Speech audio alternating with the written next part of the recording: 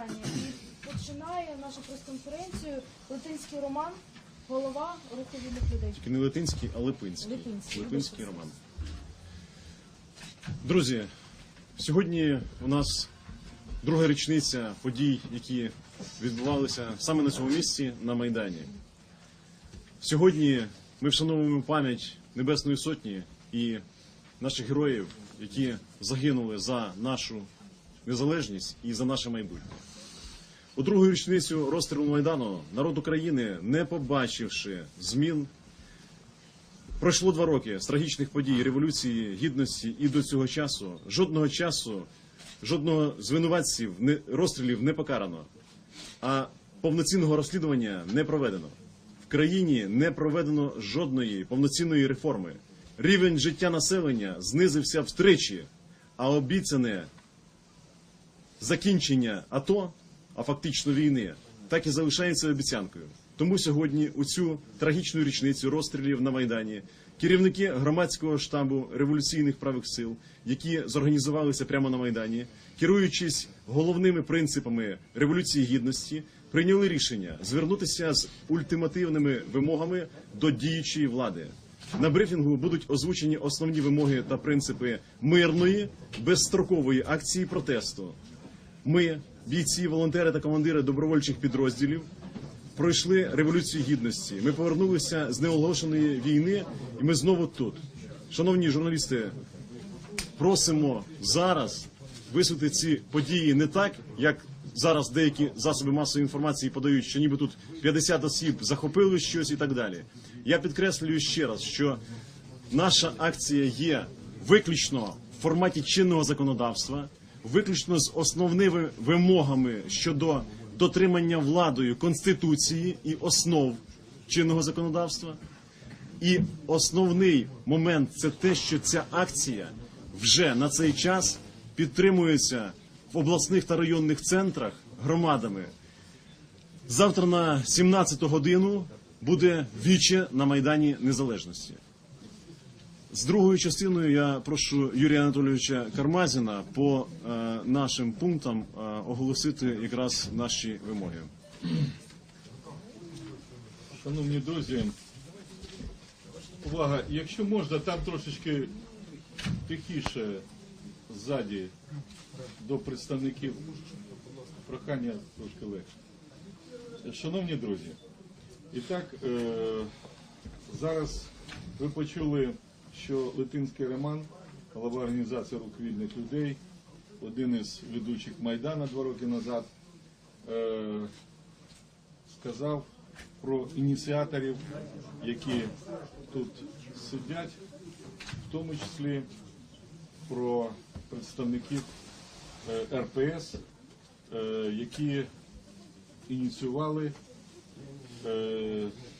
всі консультації між різними громадсько-політичними силами, в результаті чого вийшла програма дій Всеукраїнського руху за відновлення конституційного ладу в Україні. Першим пунктом в ній значиться відновлення в Україні конституційного ладу та звільнення політичних в'язнів. Друге. Негайна відставка уряду та голови Національного банку України. Створення слідчих комісій по діях керівництва Кабінету міністрів України, Апарату Президента України, Верховної Ради України через їх незадовільну діяльність.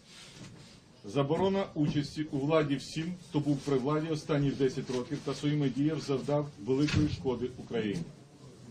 Третє. Введення військового стану у Луганській, Донецькій областях та у Автономній Республіці Крим. Четверте. Відокремлення влади від бізнесу. Передача активів керівництвом держави, які знаходяться в Україні та за кордоном, у державну власність або добровільний відхід можновладців бізнесменів від влади. П'яте. Негайна відставка голови секретаря РНБО та начальника Генерального штабу України, керівників силових відомств, усіх силових відомств та вирішення питання про притягнення до кримінальної відповідальності. Шосте. Проведення виборів міністрів на професійно-патріотичних засадах з обов'язковою публікацією та обговоренням їх програм розвитку галузей під контролем громадськості, обранням нового прем'єр-міністра України після громадського обговорення у 3-денний термін. Сьоме. Побудова меморіалу Небесної Сотні. Причому, шановні друзі, номер, який іде, це не значить по значенню. Всі рівнозначні. Всі вимоги йдуть однопорядкові і однозначні. Що перша, що сьома. Сьома. Побудова меморіалу Небесної Сотні. Восьма. Запровадження дієвого механізму громадського контролю за владою. Дев'яте. Прийняття закону про проведення установчих зборів України після перемоги над агресором та відновлення територіальної цілісності України. Виходячи з того, що в частині 2 157 Конституції написано, що в умовах воєнного стану Конституція не змінюється. 10. Запровадження відкритого тарифоутворення та введення заборони на підвищення тарифів у сфері житлово-комунальних послуг. Утворення громадських наглядових рад по контролю за підприємствами суб'єктів природних монополій. 11. Введення державного управління до банків з російським капіталом. 12. Публічне визнання Мінських угод як антинародних, антиконституційних та нелегітимних. Перехід до нового формату врегулювання військового конфлікту на базі Будапештських угод з залученням Польщі та Туреччини. 13. Мораторій на одержання державних кредитів від МВФ, Світового банку, інших фінансових організацій на проїдання. 14. Демонополізація підприємств суб'єктів природних монополій шляхом створення народних акціонерних компаній. 15. Створення гідних умов праці та достойних заробітних плат як основи для достойних пенсій. 16. Запуск механізму процедури імпічменту президента України у випадку невиконання вимог Конституції України і українського народу. 17. Негайне скликання пленарного засідання Верховної Ради України з розгляду вимог народу України та ліквідації негативного впливу хибного курсу уряду та Верховної Ради України за останні 2 роки. 18. Держприкордонслужбі вжити невідкладних заходів для недопущення виїзду за межі України членів уряду, їх заступників, керівників правоохоронних та інших центральних органів влади, народних депутатів України, керівникам судів та суддів, членам їх родин, всіх зазначених категорій. 19. Національному банку України та Державному фінмоніторингу негайно зупинити всі перерахування коштів з банків, розташованих на території України, в офшорні зони. 20. Прокуратурі України відновити здійснення нагляду за дотримання конституційних прав та свобод громадян, Конституції та законів України у відповідності до статті 121 Конституції України. Тепер від себе. Стаття 5 Конституції передбачає, що народ здійснює владу безпосередньо і через органи державної влади. Ці вимоги посилені, якраз направлені на безпосереднє здійснення народом, який висловив свої побажання безпосередньо. І є таким, який виявився обманутим зараз. Всі повідомлення в засобах масової інформації, що готель, в якому ми зараз знаходимося, нібито захоплений, і так далі, якимись озброєними людьми, і так далі, це абсолютно не відповідає дійсності. Абсолютно всі товариші, які тут знаходяться, в тому числі ті, хто знаходиться в військових одностроях, є беззбройні. Абсолютно беззбройні. Раз. Друге. Знаходяться тут по угоді з керівництвом цього закладу і абсолютно не діють нічого протизаконного. І те, що громадське об'єднання Всеукраїнський рух за відновлення конституційного ладу в Україні є абсолютно надпартійним об'єднанням, відкритим для всіх представників любої політичної сили, любої громадської організації з одною єдиною метою – відновлення Конституції і відновлення суверенітету і територіальної цілісності України, її економічної могутності. Ще раз підкреслюю те, що всі рішення приймаються колегіально. Серед нас немає жодного лідера, який тягне на себе ковдру, і немає того, хто прагне своєю харизмою або будь-якими іншими якостями скористатися цією ситуацією. Якщо така особа з'явиться, ми вирішили це наступним чином, що це буде відсторонено, тому що ця платформа має слугувати лише для того, аби ми роз'яснили ці позиції суспільству, з його підтримкою звернулися до влади і відновили конституційний лад, і аби влада все ж таки почала реагувати на основні вимоги Майдану. Будь ласка, Павліченко.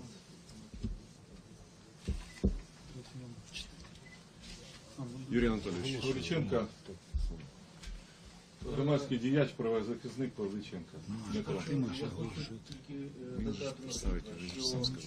Ми маємо на увазі не владу, а представників влади. І я прошу звернути всіх увагу, не треба підміняти поняття. У нас 25 років підміняли ці поняття, що нами керує влада. Але всі ми розуміємо, що джерело влади є народ, і ми з вами повинні вирішувати, як нам жити у своїй власній країні. Дякую за увагу. Наступний виступаючий Бондаренко Антон, представник штабу РПС. Позивний матч. Доброго вечора всім, точніше ночі. Я розповім про саму сутність сьогоднішньої акції і, власне, про подальші події, які ми запланували на найближчі дні в межах оцієї акції громадського спротиву. Як вже було зазначено, акція є абсолютно беззбройною, абсолютно миролюбивою, мирним протестом.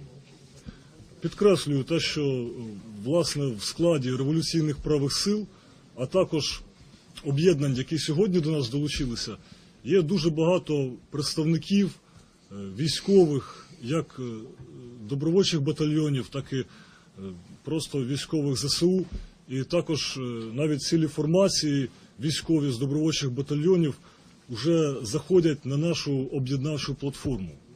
А деякі перебувають з самого початку ще створення координаційної платформи революційних правих сил.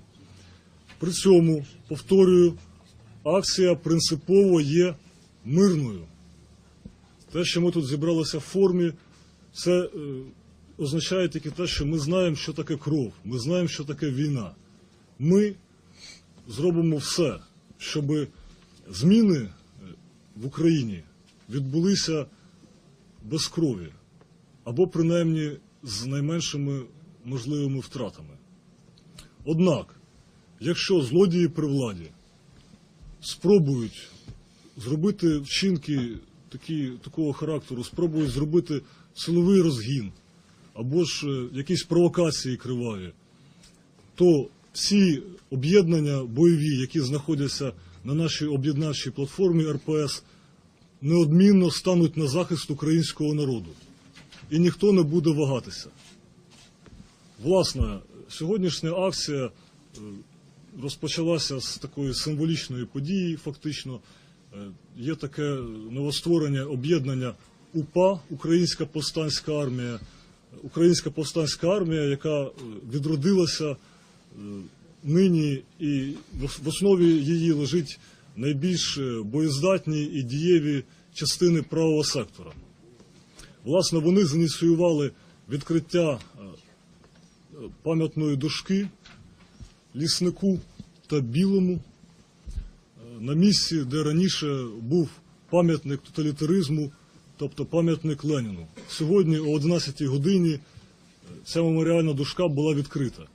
Власне, ця подія дуже символічна, оскільки те, що на початку Майдану 2013-2014 року відбулася така символічна подія руйнація Леніна, то зараз минуло 2 роки, і ми відкриваємо цю табличку, що символізує, що це вже прийшли останні дні злодіїв, які перебувають при владі.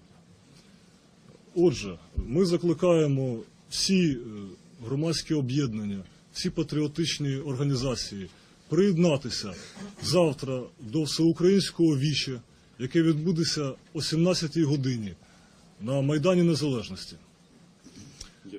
Там можна буде увійти до нашої об'єднавчої платформи через делегатів, війти з нами в контакт, і разом ми маємо реалізувати те, що зараз попередньо було озвучено, тобто, власне, довершити Революцію Гідності до логічного переможного завершення. Слава Україні!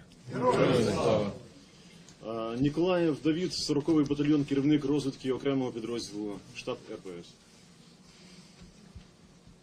Доброї ночі всім.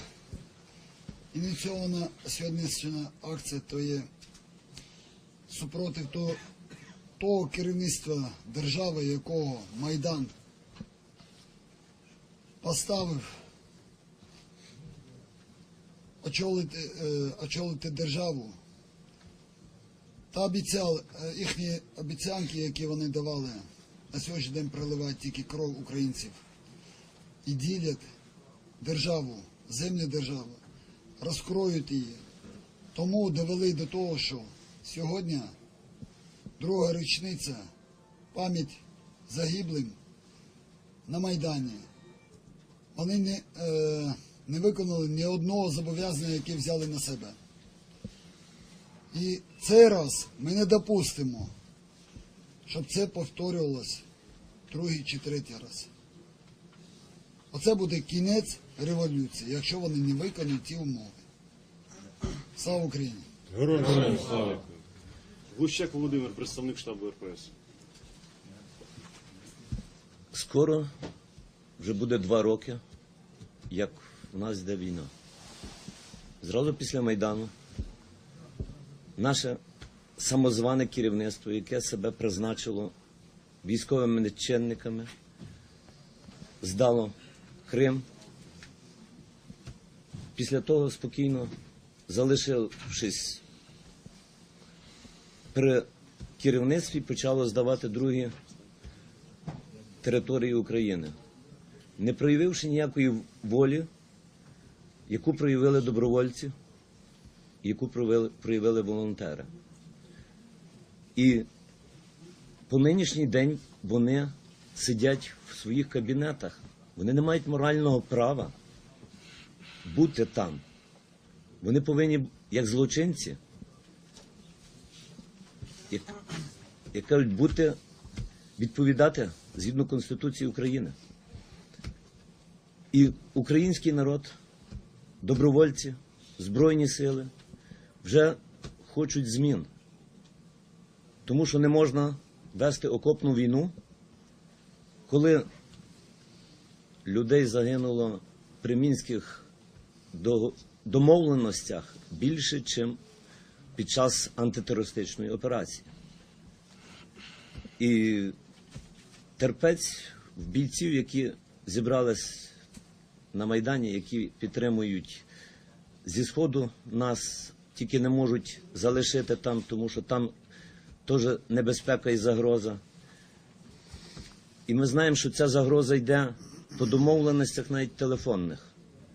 Це вже пора припиняти. Я думаю, що після того, як революція закінчиться, в нас буде така можливість і закінчити війну. Прості речі. Військовий стан на територіях Донецької і Луганської області, Автономної Республіки Крим, надзвичайні стани при кордонних територіях і повна мобілізація на місцях по українській системі оборони, де кожен українець має навчатися і мати свою зброю в комендантських підрозділах районних і міських центрів. Я думаю, в тому випадку ніхто не наважиться загрожувати Україні. А коли нас нам забороняють навчатися, забороняють створювати підрозділи самозахисту, тому що вони бояться, що ми їх скинемо. Що ми не будемо захищати, але чомусь вони домовляються з ворогами, а не з народом. Я буду коротко, можна говорити довго. Я хочу, щоб українці використали цей шанс. Це може бути останній шанс, щоб Україна піднялася. Тому що якщо вони знищать разом з москалями патріотів, це знову 70 років неволі і каторги. Слава Україні! Героям слава! Гаранін Владислав, Комітет визволення політв'язнів. Як перший політв'язень за цього вже нового режиму з 2014 року, я із сумом констатую, вимушений констатувати, що порівняно навіть з режимом Януковича, уявіть собі, порівняно з режимом Януковича, у нас в десятки разів зараз збільшилася кількість політично ув'язнених. Ув'язнених за надуманими приводами, зашитими справами, але за політичних мотивів. Мало того, що не просто саджають, так ще й вбивають у застінках.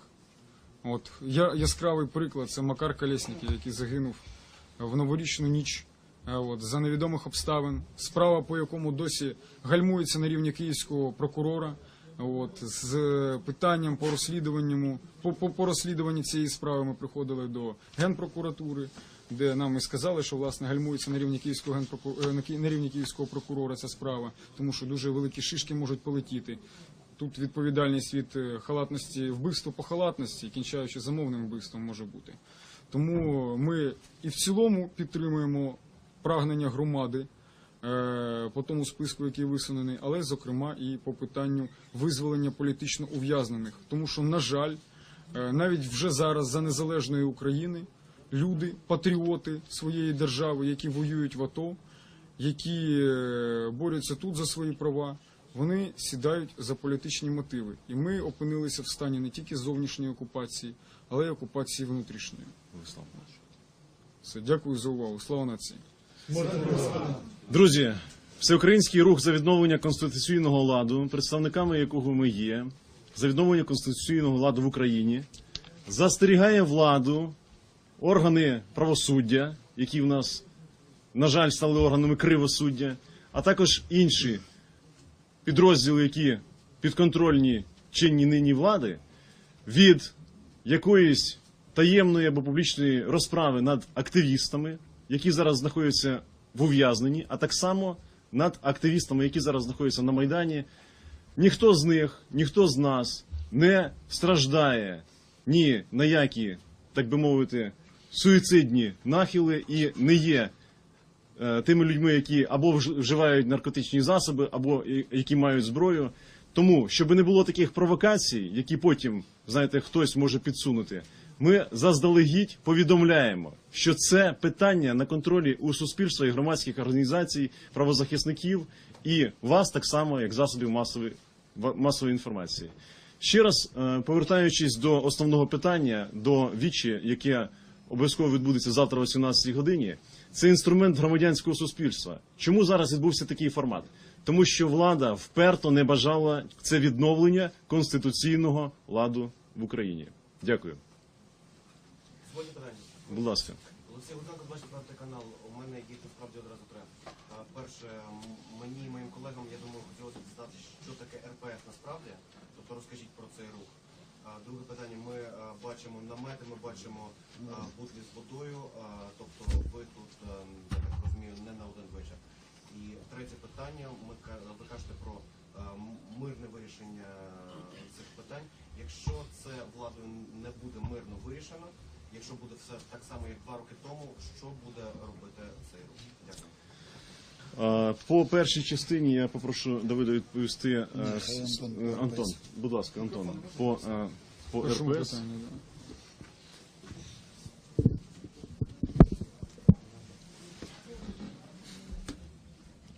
Революційні праві сили є загальноукраїнською координаційною платформою єднання майданівських рухів, патріотичних організацій, різноманітних об'єднань патріотичного характеру, а також добровольчих батальйонів. Тобто це центр координації. За мету ми поставили збереження досягнень та ідеалів Революції Гідності. Власне, як об'єднання, революційні праві сили виникли літом минулого року, і легалізувались ми через установчі збори 21 листопада минулого року. Тобто ми теж запрошували пресу, ну, правда, тоді мало прийшло представників преси. Відповідно, наша мета, я так думаю, зрозуміла. Якщо більш розгорнуто сказати, то ми ставимо на меті довершення Революції Гідності, поновлення конституційного ладу і, власне, конструктивні зміни в громадський уряд або вплив громадськості на уряд, що дасть можливість безпосередньо реалізовувати пряме народовладдя в Україні. Друга частина запитання була, що буде тоді, в разі, якщо влада не почує, якщо буде силовий варіант. Ми вже бачили, що було, ви пам'ятаєте дуже. Була про те, що збираєтесь робити наразі. Так. Наразі ми збираємося тут знаходитися щонайменше до 17-ї години завтрашнього дня, коли відбудеться загальноукраїнське віче. Власне, це від всієї української громади залежить, як довго простоїть цей Майдан, а точніше цей сегмент революції, яка розпочалася в грудні 2013 року. Тобто, якщо суспільство самоорганізовується, долучається до мирних акцій громадського спротиву, то ми реалізуємо наші прагнення. Якщо суспільство ще перебуває в стані такого літургічного сну, тобто хтось тільки самі активні учасники долучаються, а основна маса лишається в такому ще невизначеності, то тоді, відповідно, наші акції оголошуються безстроковими. А на питання, що ми плануємо робити в якості, якщо влада наважиться на силові дії, ну, власне, по цьому я вже дав відповідь. Революційні праві сили та всі наші дружні союзні об'єднання військові однозначно стануть на захист українського народу, які проводять мирні акції. Як приклад наведу сьогоднішні події, ну, приклад неготовності злодіїв при владі якось реагувати на таку от мирну справедливість. От коли заносили перший намет, щоб поставити на Майдані, несподівано з'явилися якісь частини Нацгвардії, зокрема там були частини батальйонів Вінниця, Тернопіль, ще якісь частини. І вони, почалася штовханина, навіть там кийки вони подекуди застосували. Тобто вони намагалися цей намет не допустити, щоб його розгорнули, не допустити, щоб намет був принесений на місце біля стели. Потім, коли з ними була от така, відбулася невеличка бійка і штовханина, і була проведена така роз'яснювальна робота, що хлопці, ми же всі за одне, виявилося, що вони їдуть на фронт, їм віддали наказ сюди прийти, вони там на ротації знаходяться, і вони просто всі пішли. Тобто, насправді, так от все і має відбутися.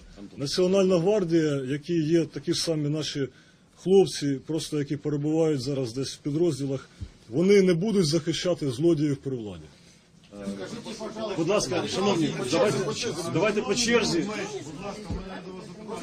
Давайте по черзі, будь ласка. От... Чи є чіткий план дій, чи є команда, яка в разі невиконання цих вимог підхопить державу і не дасть їй розвалитись? Чи є у вас та команда і чіткий план дій? Стосовно команди, 2 роки, які пройшли з часу Майдану, це великий термін для фільтрації. Ми побачили, хто з активістів майданівських уже, відверто кажучи, продався, хто під когось ліг, а хто залишився. Тобто прийшла така кристалізація громадянського суспільства. Відповідно, саме з цього середовища ми ініціюємо обирати людей на посади, але вирішити це має віче, там, де будуть делегати присутні з усієї України. Знову ж таки, хочу підкреслити... План дій подалі. Якщо не Так, виконує влада так. ваших Цього не треба звучати. вимог, Я відповім.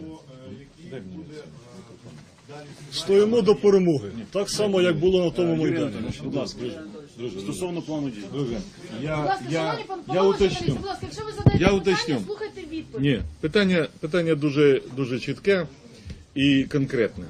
Через це є частина плану, який озвучений, є частина плану, який не озвучений, через те, що тільки частина суспільства висловила свої вимоги, які сконцентровані для більшої і поради з суспільством і запрошують людей на віче.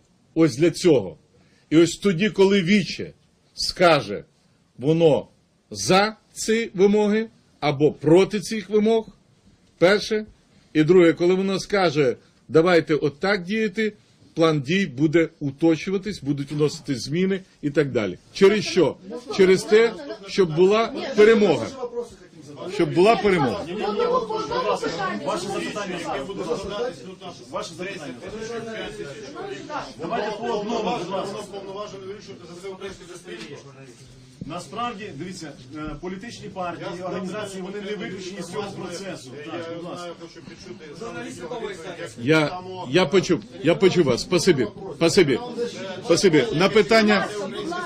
На питання, чи може Віча, чи 10 тисяч, чи 100 тисяч, чи мільйон вирішити питання за все українське суспільство, я хочу сказати, що це буде чіткий сигнал для українського суспільства для застосування інших форм, які передбачені цією Конституцією. Нічого виходячого за межі не буде.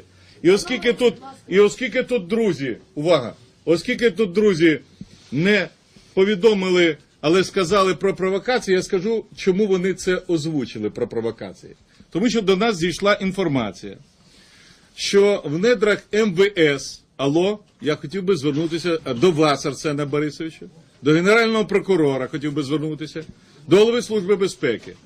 Появилася інформація, що нібито під прапорами РПС мають бути скоєні зараз вночі якісь акції. Через це попередили суспільство, вони в такій формі попередили, я вже розжовую це більш серйозно і кажу, звідки це пішла інформація, що ніхто, наскільки мені відомо, я зустрічався з людьми і попросив, сказав, я вас прошу, дайте команду по всім низовим організаціям, до кожного окремого бійця, ніде, ні один випад проти конституційного ладу не вчинити. Такі команди віддані. Я правильно кажу чи ні, панове командири? Так, саме так. Віддані. Тобто, всякі провокації будуть рахуватися як такі, що інспіровані. Через те, що командири, які тут присутні, своєю честю, своєю гідністю, своєю попередньою історією майданівською і військовою показали, що вони тримають слово. Дякую. Будь ласка, ваше запитання. Скажіть, будь ласка, Стечко Олена, назвати панове присутні. Я хочу спитати у вас з приводу вашої програми дій. Перше, чому ви хочете в союзники взяти саме Польщу та Туреччину? Друге, чому ви називаєте це ініціативи, як ви назвали, кредити, ви назвали їх проти народу, от поясніть мені вашу думку. І третє, чи ви можете мені надати договір, завдяки якому ви тут? І, напевно, що четверте питання, ваш план дій. От ви кажете, ви кидаєте гучні заяви, так, але вашого конкретного плану дій, хто у вас буде представниками влади, ви не надали. Прошу надати мені таку інформацію. Дякую. Будь ласка. Питання, чому союзники Туреччина і Польща, скажу коротко, тому що вони саме менше залежать від агресора, який веде з нами війну. І вони мають свої конфлікти з агресором, і вони не є учасниками тих домовленостей, які нищуть нашу армію на Сході. Поза мінським форматом нічого. Увага, я доповню. Друге, питання ось чому стоїть. Там написано чітко, на базі Будапештських угод, і я хотів би, щоб ми не звужували, а Будапештські угоди – це Сполучені Штати Америки, Велика Британія, Франція, Китай, Росія як держава-агресор зараз уже, і плюс Польща як наш сусід, і плюс Туреччина як наш великий сусід. Ось тому ці добавлені дві країни. Тепер далі. Договір, мені сказали, що такий існує, ви можете потім його, потім можете його отримати в адміністрації. Ми не є, так сказати, для цього створені. Ми тут знаходимося не самочинно, а легітимно. Про це вже заявлялося в засобах масової інформації. Через те спасибі за таку ревізію, звісно, але ні жодного приміщення на сьогоднішній день, хоча скільки зараз прибуло активістів в Київ, а ми знаємо про прибуття в Київ не 1 тисячі активістів, і навіть не десятка тисяч активістів, щоб вам було відомо. Але ніхто, ні одне приміщення ніде не зайняв, ні в центрі, ніде. Причому так питання ставилось, але ми так не зробили. І не тільки тому, що ви прийдете така красива і скажете, покажіть мені договір. Бо в революції ніхто договір не показував, а 56 приміщень було зайнято. Будь ласка, Добре, заспокойтесь, ви давайте не не будемо відповіли перебирати на час, у питання. нас ще є запитання. Чекайте, ви не Дуже відповіли, мало будь ласка, часу. на питання. Хто з вас буде представниками влади? Ви кидаєте гучні заяви. Хто буде вас представляти? Я хотів би, ви очевидно запізнилися, коли говорили якраз шановні представники. Мова була про те, що ніхто не підміняє діючу владу. Діючу владу стимулюють, по-перше, зібратися в Верховну Раду, раз. Друге, відправили уряд в відставку, вирішити питання по Генеральному прокурору, по уряду у відповідності до закону. Діючу владу стимулюють поки що, всього-навсього. Ніхто її не заміняє, абсолютно ніхто не заміняє. Ніхто тут не зібрався заміняти владу. Ніякої хунти тут не створюється. Тобто повідомлення засобів російської масової інформації не відповідає дійсності. Давайте, будь ласка, ну дуже коротко. Перше, вже з'явилася вода, дрова, чи є якийсь бюджет на даному етапі, який, ну якби, щоб для того, щоб цю воду мінімально провести, там і ці дрова. І друге, ви сказали про мінський процес.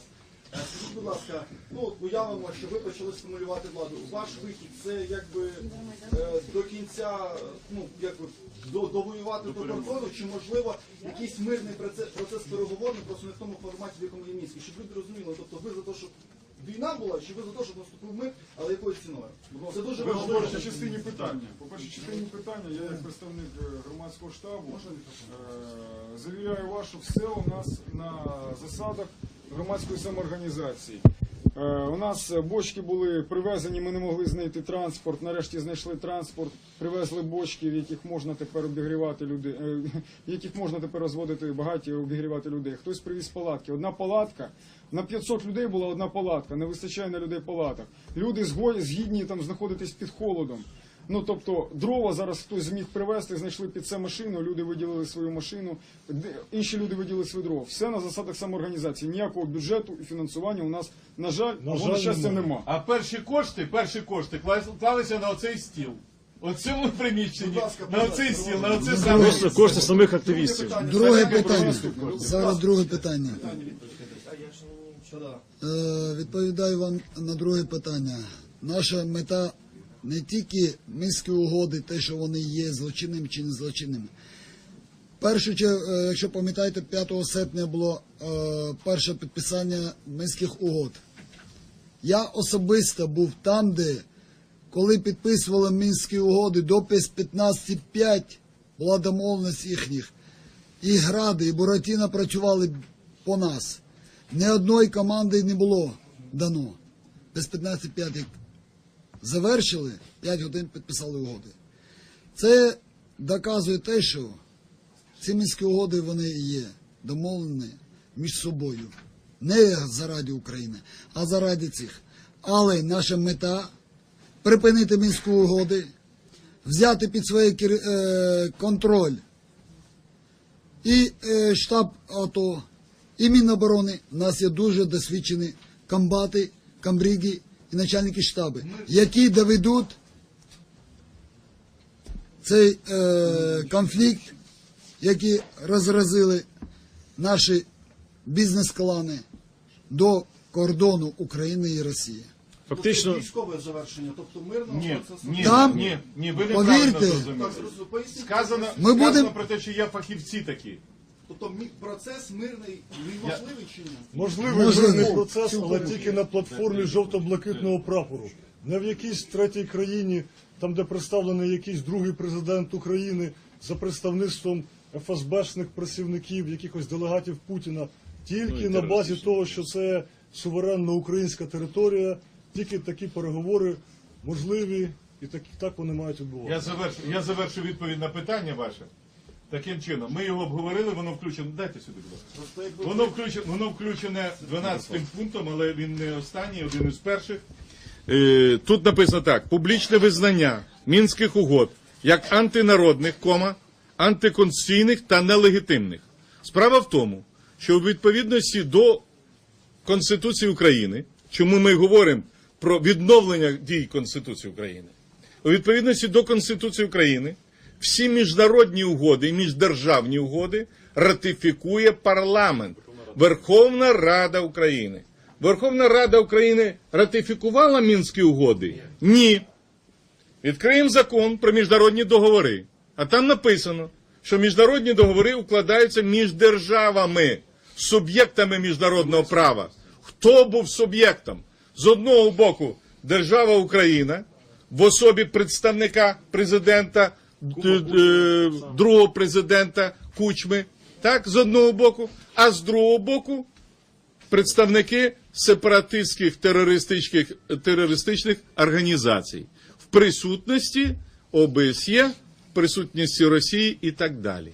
Тобто, от в цьому і заключається неконституційність, нелегітимність, і тому така оцінка дається сьогодні народом цим угодам. Крім всього, і неефективність. І сьогодні люди в Україні не розуміють, чому не задіяні гарантії будапештські, які були, є і залишаються. Чому ця площадка не задіяна? Чому відкинута рука президента Польщі Дуди, який прийшов і на другий день свого президентства заявив, що я вважаю, що треба в Україні зробити мир, і я пропоную Польщу як переговірника, і я пропоную зміну формата. І ви пам'ятаєте, тоді сказали, нема альтернативи Мінським угодам. Тільки угоди з терористами. Ми проти угод з терористами. Ми, якщо то громадяни України, якщо вони вважають себе громадянами України, значить з ними мають на одному рівні вирішувати питання. Керівники держав мають питання і заключати угоду з Російською Федерацією як агресором, і туди має включатися і територія Автономної Республіки Крим, яка по наявним у нас інформації не просто здана, а здана з якимись матеріальними преференціями для когось із посадових осіб держави. Ми про це зараз не будемо говорити. Це питання подальших розслідувань. Ведеться слідство Генеральною прокуратурою, Служби безпеки України.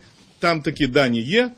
То буде далі видно. Тобто, ми за те, щоб відновити кордон, відновити мирний процес, відновити переговорний мирний процес з залученням і Китайської Народної Республіки, залученням Великобританії, залученням США, але ще Польщі і ще Туреччини. І то, що ви сказали, Це новела, добавлені Польщі і Туреччина. І то, що ви сказали стосовно війни, то де-факто і де-юре, фактично, війна у нас є. Її назвали просто антитерористичною операцією, але вторгнення Російської Федерації на територію Криму і так само на Сході є всі свідчення того, що фактично це війна. І в Конституції фактично закладений імператив стосовно того, як має діяти президент. Він мав би ввести надзвичайний стан. Цього не сталося. Пункт 20 статті 106. Всеволод Філімоненко, «Голос народу». Питання таке.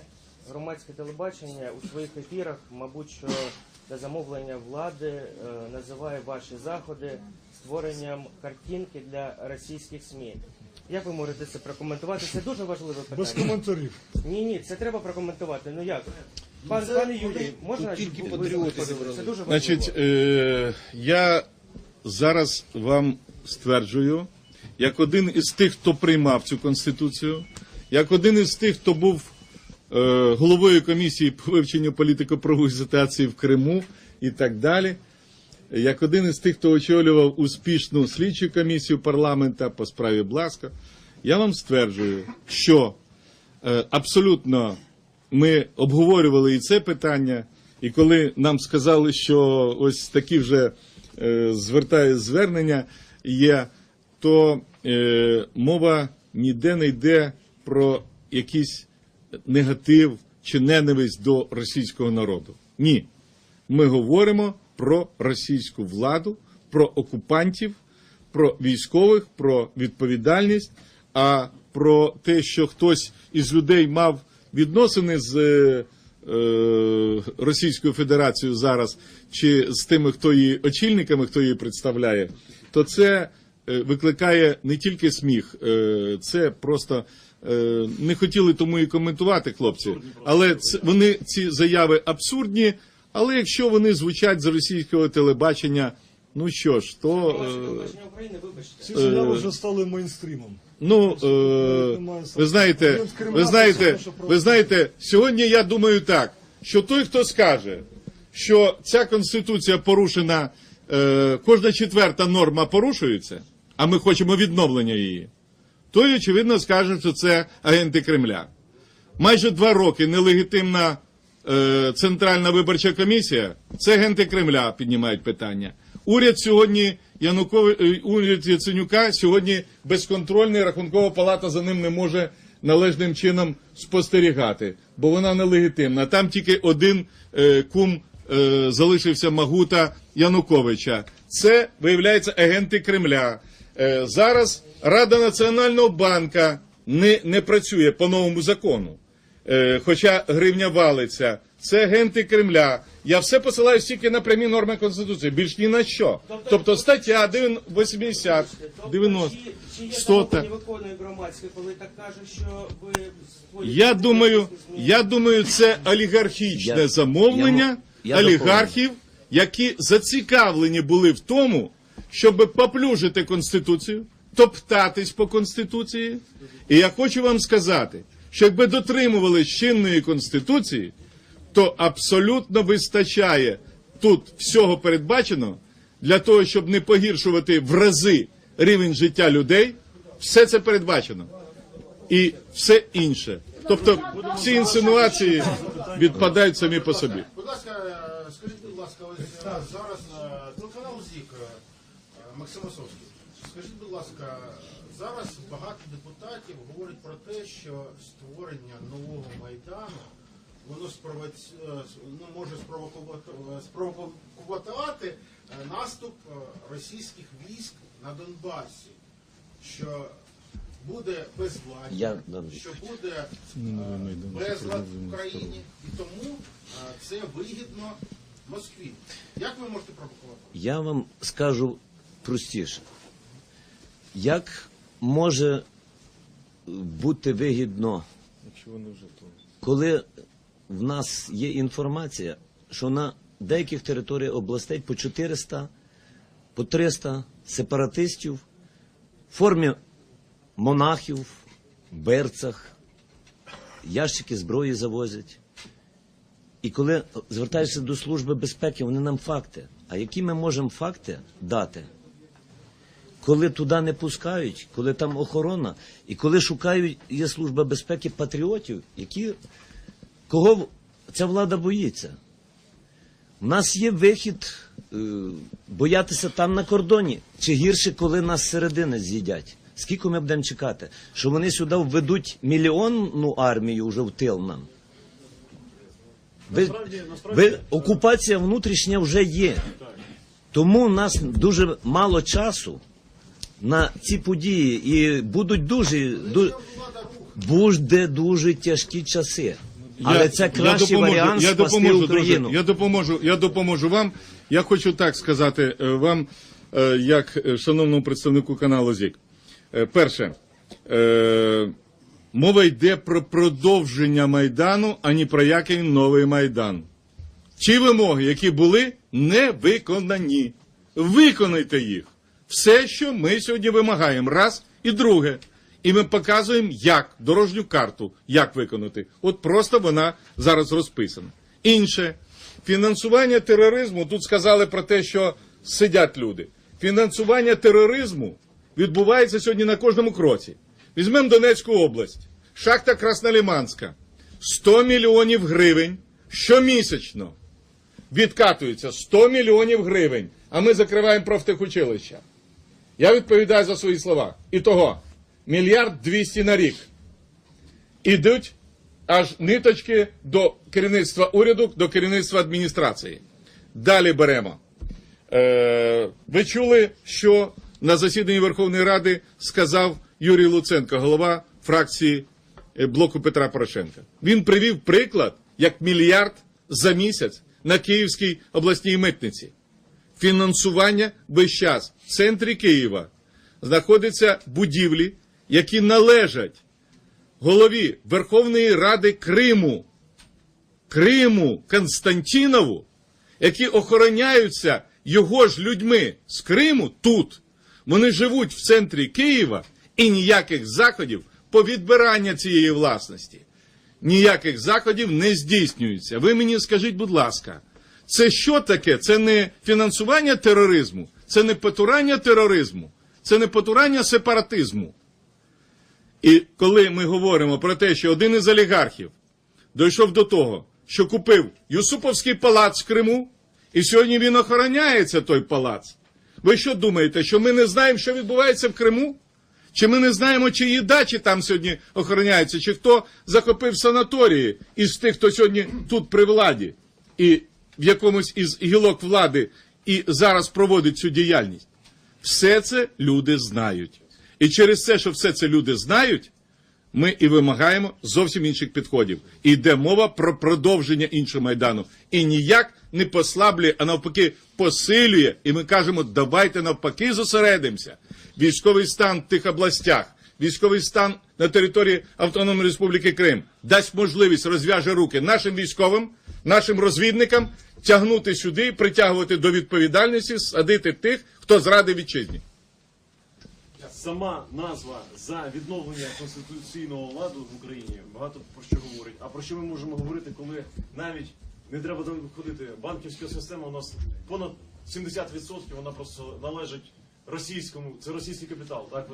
Це прямий вплив на нашу економіку. Далі куди ходити, будь ласка. Падіння гривні пов'язане з падінням рубля. З активізацією громадськості, власне, українське суспільство вже продемонструвало свою готовність до консолідації, коли захищало Україну без допомоги державного апарату, а навіть подекуди всупереч державному апараті, як це було на Харківщині, там, де Кернес, він так і залишився на головуючій посаді в Харкові. Але суспільство саме захистило десь там одними подіями, потім організувало добровольчі батальйони, волонтерський рух. Що відбувалося всупереч, це державний апарат, який узурпували злодії, палки в колеса втикав. Відповідно, так само і зараз українське суспільство має консолідуватися і рішуче йти до перемоги. Шановні друзі, на цьому дякую за вашу присутність, за проведення цієї прес-конференції.